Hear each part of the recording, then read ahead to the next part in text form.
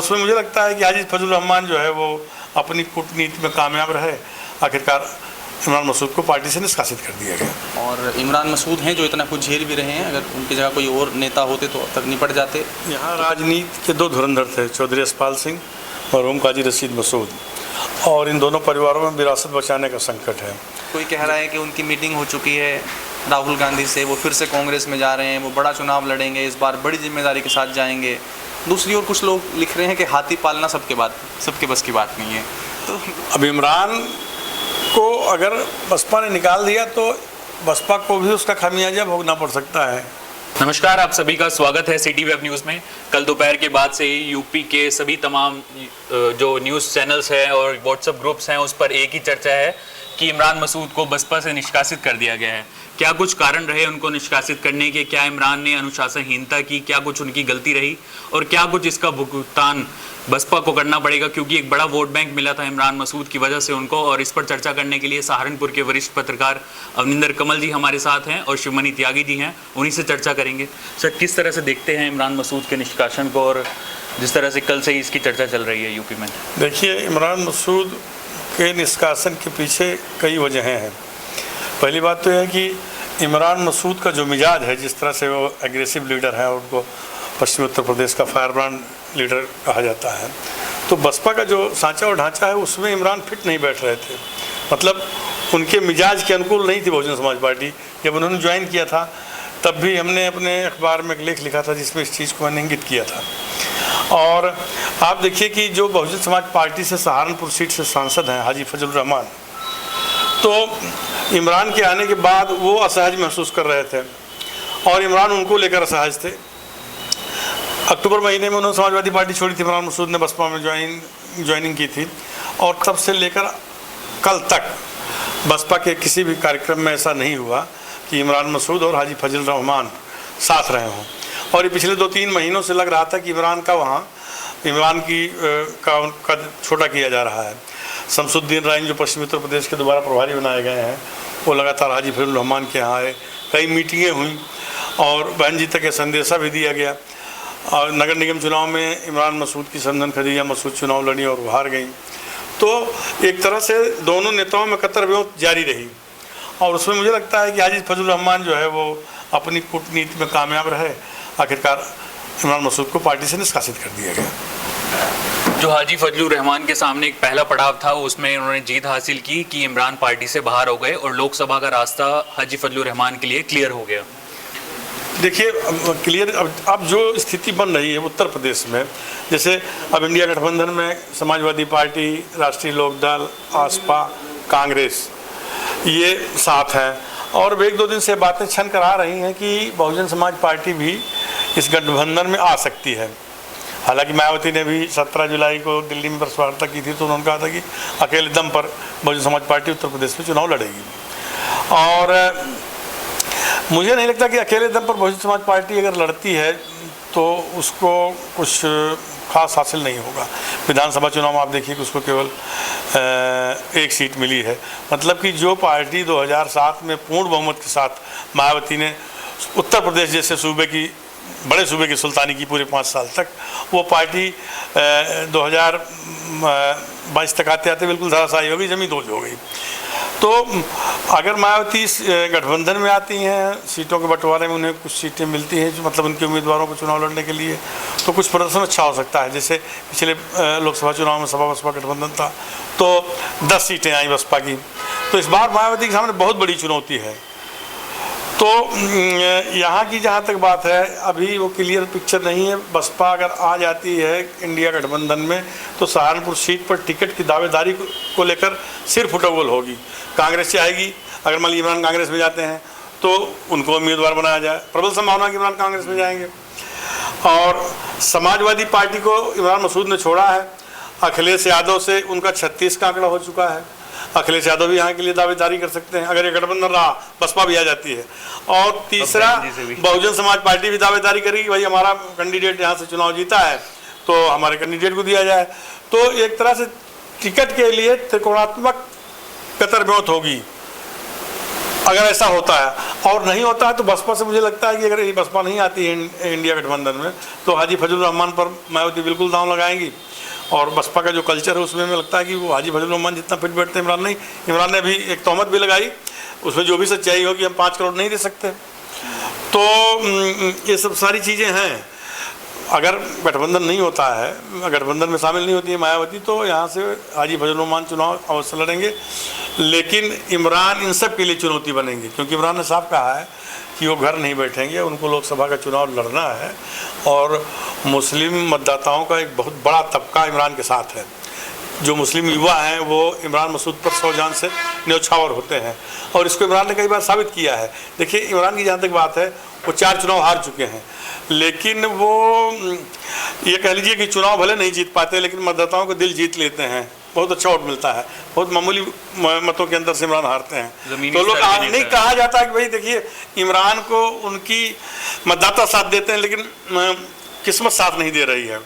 लेकिन इमरान मसूद बड़े नेता हैं और जिस भी पार्टी से लड़ेंगे या निर्दलीय भी लड़ते हैं या अपनी पार्टी बनाते हैं तो इन भाजपा के लिए, बसपा के लिए और दलों के लिए वो काफ़ी मतलब उनकी राह में मुश्किल पैदा करेंगे। हारना जीतना तो खैर अभी से कुछ नहीं कहा जा सकता। शिवमणि त्यागी जी हमारे साथ हैं। कल आपकी इमरान मसूद से बातचीत हुई, उनका पहला रिएक्शन क्या था निष्कासन के बाद? नहीं, उनका पहला रिएक्शन जो उनका आया सोशल मीडिया पे, उन्होंने कहा कि मुझे तो आप लोगों से पता चल रहा है कि निष्कासन हो गया, मुझे बहन जी ने ज्वाइन कराया था और जिला अध्यक्ष बेचारे कह रहे हैं कि वो मुझे निष्कासित कर रहे हैं। तो ये बात सही भी है। इमरान मसूद, जैसा कि अभी भाई साहब ने बताया, वेस्ट यूपी के बड़े नेता तो हैं ही, और उन्होंने एक बार खुद भी कहा है कि मेरी जो राजनीति है वो चुनाव के लिए है। और ये भी बात है कि इमरान मसूद की जो महत्वाकांक्षाएं हैं वो हमेशा प्लस में रहती हैं। इन्हीं वजह से उन्होंने कांग्रेस छोड़ी और कांग्रेस बड़ी पार्टी है। लोगों ने कहा सोशल मीडिया पे कि बड़ा समंदर है, यहाँ कहाँ आपकी बात बन पाएगी।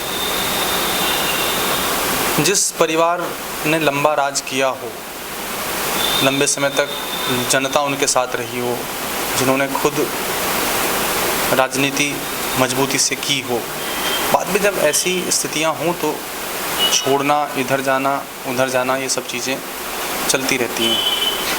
अब दोबारा से चुनाव नज़दीक आ रहा है तो एक बार फिर सुर्खियों में है इमरान, और ये उनका एक राजनीतिक ढंग है कि जब जब चुनाव आएगा वो चर्चाओं में रहेंगे। इसके लिए उन्हें कांग्रेस छोड़नी है, सपा पकड़नी है, बसपा छोड़नी है। दरअसल जैसा अभी भाई साहब ने बताया कि इमरान मसूद का अपना वोट बैंक है, अच्छा वोट बैंक है, और उन्होंने बताया कि वो चुनाव नहीं जीत पाते लेकिन वोटरों का दिल जीत लेते हैं। अब कांग्रेस में जब वो थे तो उनके पास समस्या ये आ रही थी कि कांग्रेस के पास यहाँ बहुत ज़्यादा राजनीतिक ज़मीन है नहीं। ऐसे में उन्हें लग रहा था कि अगर समाजवादी पार्टी या बसपा का जो वोटर है वो अगर इमरान मसूद के साथ मिल जाता है तो उनका रास्ता साफ हो जाएगा। जब वो समाजवादी पार्टी में गए तो उनका एक बयान भी आया था बीच में कि ये बसपा तो अटैची वाली पार्टी है, अटैची वाले नेता आ गए देखो। फिर दोबारा उसी पार्टी में जाना उनको पड़ गया। तो राजनीतिक जो बयानबाजी है वो खुद भी कहते हैं कि इसका बहुत बड़ा ऐसा कोई रास्ता बंद करने वाली बात नहीं होती, और इन चीज़ों को बहुत गंभीरता से भी नहीं लेना चाहिए। जनता वोट करे, बयानबाजी के आधार पर वोट ना करे, अपने नेता को चुनिए, अच्छे नेता को चुनिए।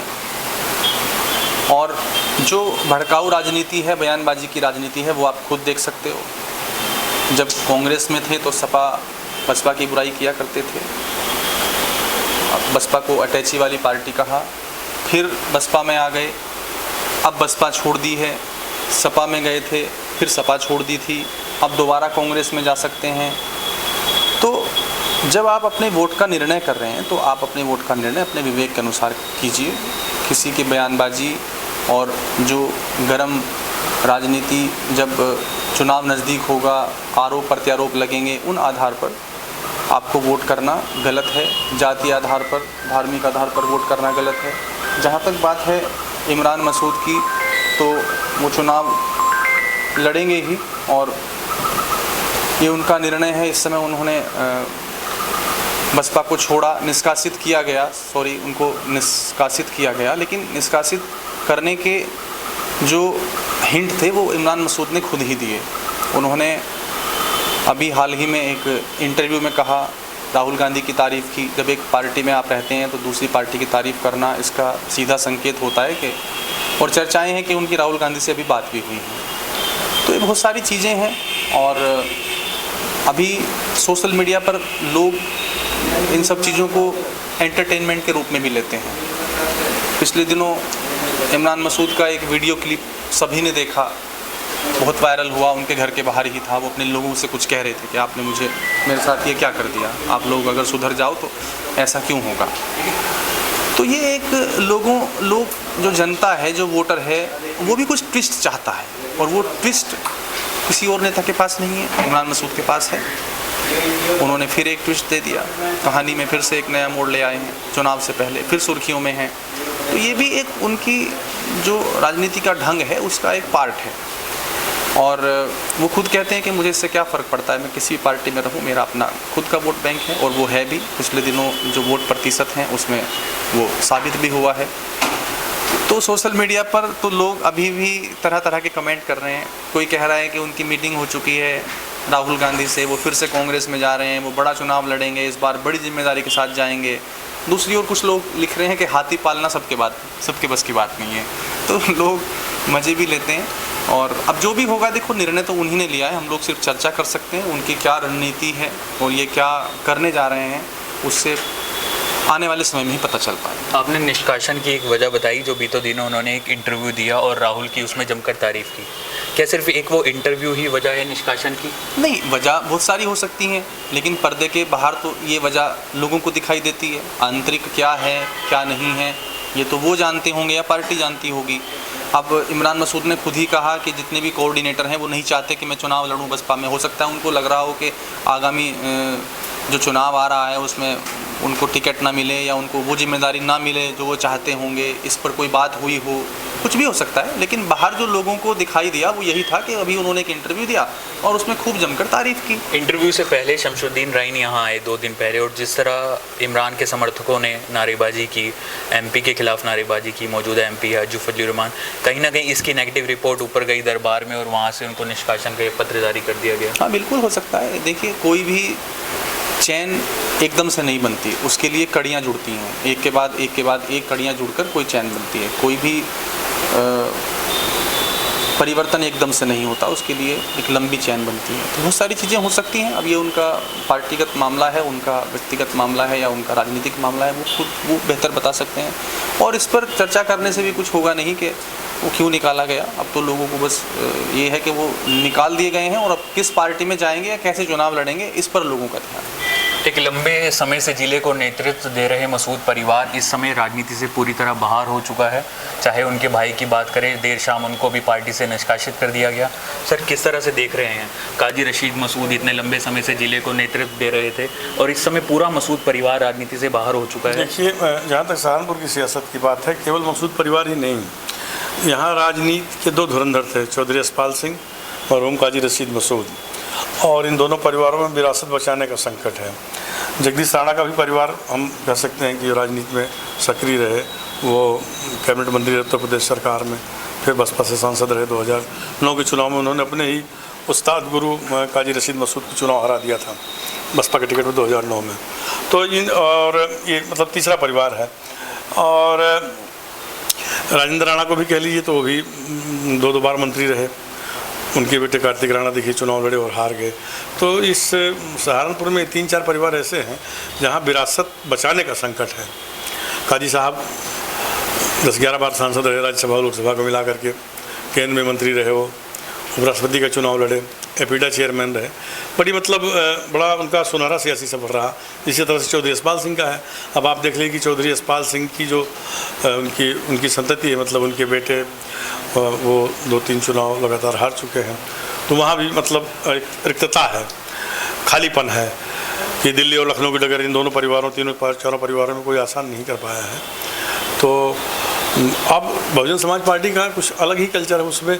जब इमरान को हटाया गया तो जाहिर सी बात है खदीजा मसूद या उनके शायान मसूद जो दर्जा प्राप्त राज्य मंत्री रहे हैं, या फिर उनके भाई नोमान मसूद, सबको एक साथ, उनको था कि फिर भीतरघात हो सकती है, इनसे कोई फ़ायदा नहीं, तो सबको एक साथ साफ कर दिया, निकाल दिया। तो ये कोई ताज्जुब की बात नहीं है। और चूँकि सुप्रीमो के निर्देश पर हुआ है तब जिलाध्यक्ष ने चिट्ठी जारी की है, ऐसे तो बसपा में किसी की हैसियत। इस समय दो बड़ी बातें हैं।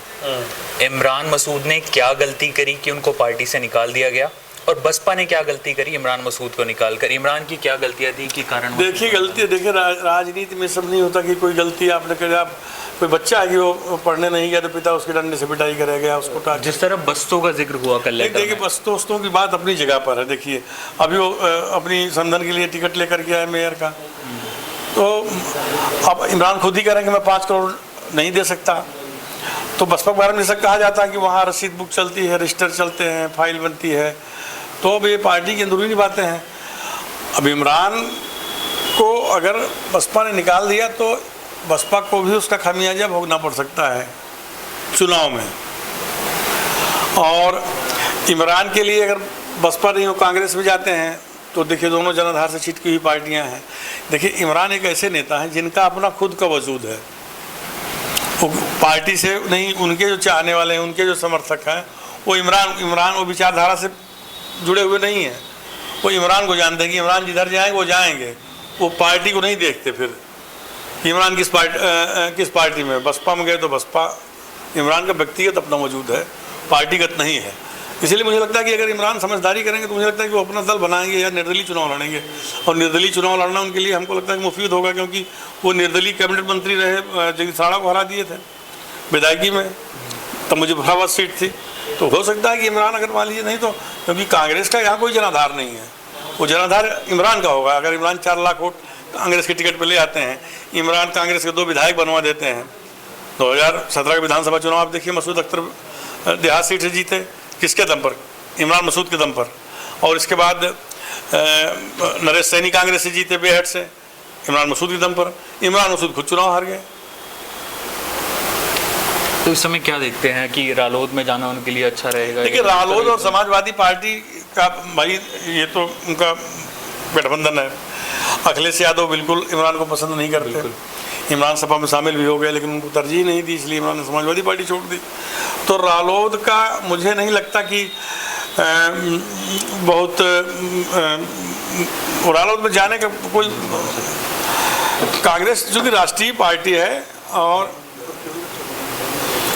कांग्रेस जो कि राष्ट्रीय पार्टी है, और इमरान मसूद को कांग्रेस ने बहुत महत्व दिया था छोड़ने से पहले। अगर इमरान मसूद रहे होते कांग्रेस पार्टी में तो राज्यसभा में होते इमरान प्रतापगढ़ी की जगह, और वो राष्ट्रीय स्तर की राजनीति कर रहे होते। तो अगर थोड़ा पेशेंस दिखाते तो आप कांग्रेस में। धैर्य, देखिए किसी भी क्षेत्र में धैर्य बहुत ज़रूरी है।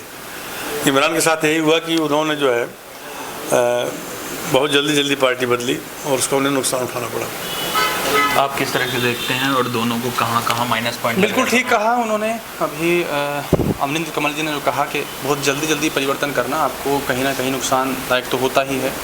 और इमरान मसूद हैं जो इतना कुछ झेल भी रहे हैं, अगर उनकी जगह कोई और नेता होते तो अब तक निपट जाते। तो कहीं ना कहीं उनको अब ठहराव की आवश्यकता है। और मैं यही कहूँगा कि नज़र में बसना कोई कमाल नहीं, नस में रचना कमाल है। नज़र में बसना कोई कमाल नहीं, नस में रचना कमाल है। और बुलंदियों पर तो कोई भी पहुंच जाए, बुलंदियों पर ठहरना कमाल है। असल में उनका इंटरव्यू करना था, तो हम पहुंचे थे उनके घर पे, हमने पूछा उनसे, तो ऐसी स्थितियां सडनली हो जाएं तो हो सकता है आदमी परेशान भी हो जाता है, या फिर बहुत सारे लोग आ रहे होंगे, फ़ोन आ रहे होंगे। तो उन्होंने कहा मैं फार्म हाउस जा रहा हूँ। ये क्या है कि जब भी वो पार्टी बदलते हैं और उनसे बातचीत करने की बात होती है तो वो कहते हैं मैं फार्म हाउस निकल रहा हूँ। हो सकता है संतोष के लिए या सोचने के लिए, या उनके जो सलाहकार हैं उनकी कोई मीटिंग बुलाई गई हो। और जब आप सिटी में रहते हैं तो बहुत सारी चीज़ें आते हुए दिखाई देते हैं, लोग जाते हुए दिखाई देते हैं, उससे फिर कयास बनने लगते हैं, चीज़ें बनने से पहले ख़राब ना हो जाएं। इसलिए उन्होंने कोई अपना ऐसा कोई जगह बनाई है जहाँ पर वो जाके या तो मंथन करते होंगे, मनन करते होंगे, या सलाह करते होंगे अपने यार दोस्तों की, ये उनका व्यक्तिगत मामला है, इसमें हम क्या कह सकते लगातार मीडिया इंटरव्यू लेने आती है, सेम सवाल से वो परेशान हो जाते हैं। हैं। नहीं, इमरान मसूद परेशान होने वाले तो नहीं लगते और काफ़ी अच्छा बोल लेते हैं, लाजवाब बोलते हैं, तो मुझे नहीं लगता कि इस वजह से, कुछ और वजह हो सकती है, पर ये उनका व्यक्तिगत मामला है। हाँ, वो कल कह रहे थे कि मैं फार्म हाउस निकल गया हूँ, और पहला भी जैसे कि आपने बताया कि पहले भी कभी ऐसा हुआ होगा, तो हो सकता है वो उनका कोई चिंतन मनन करने का कोई तरीका हो। इमरान मसूद से जो फ्यूचर में जुड़ी अपडेट होगी वो आप तक हम पहुंचाते रहेंगे। आप दोनों लोग हमारे साथ जुड़े, आप लोगों का धन्यवाद। आज की वीडियो आपको कैसी लगी, अपनी राय कमेंट बॉक्स में ज़रूर दें। अभी के लिए इतना ही, धन्यवाद।